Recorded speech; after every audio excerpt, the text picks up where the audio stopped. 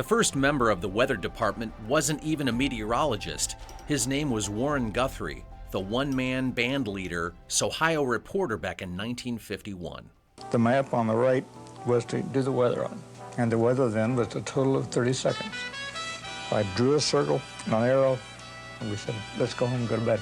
Things progressed a bit before the one and only Dick Goddard joined the team in 1966. When I started, my voice was up so high, small animals gathered outside the station.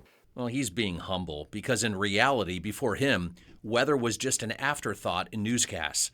But right away, people put their trust in Goddard. His first forecasts done with chalk and magnetic fronts long before the days of computers. By the late 1970s, maps progressed. And as far as these thunderstorms are concerned, earlier we talked about Toledo and Buffalo. Then about 8:30, 9 o'clock, we had thunderstorms indicated in the Youngstown, Canton, Akron area. You probably recognize Cleveland legend Jan Jones. She did weather on the noon show before her days on PM Magazine. But it was Goddard who led the charge, really making a name for himself during the blizzard of 1978. Let's find out now if we can expect any kind of relief. Go to Dick Goddard. Dick? Tim, it is going to be slow in coming now. You may remember a year ago this Monday, we had our first blizzard of the year, and we had nothing last year. I don't think to compare quite with this one. 7 degrees at Hopkins right now. To have a blizzard, you have to have a temperature below 20, winds hitting 35 miles an hour, and we have been in that category all day long. 10 years later, another legend came to town. Andre Bernier joined the team as our first morning meteorologist in 1988. I interned with Andre 30 years ago. And it seems as though we just can't get away from that snow, but maybe a little sunshine in between. The Gallics aren't the only husband-wife duo to ever grace the halls of Fox 8. The weather's going to cool down dramatically, isn't it? We are looking at a major cool down coming for this weekend. That's Andre's wife, Sally. She did weather here until 2009. As far as forecasts go, Cleveland weather always keeps things interesting. You may have heard about the Northeast Ohio forecaster who had to leave the area because the weather didn't agree with him.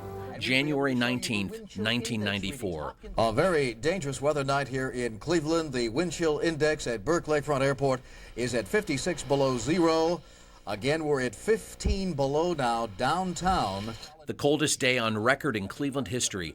20 degrees below zero. Schools and businesses closed. Transportation shut down. The city froze in its tracks. Then there was the mammoth 5-day lake effect event in November of 1996, dropping almost 70 inches of snow. I remember staying up for that 62 hours straight working on that forecast.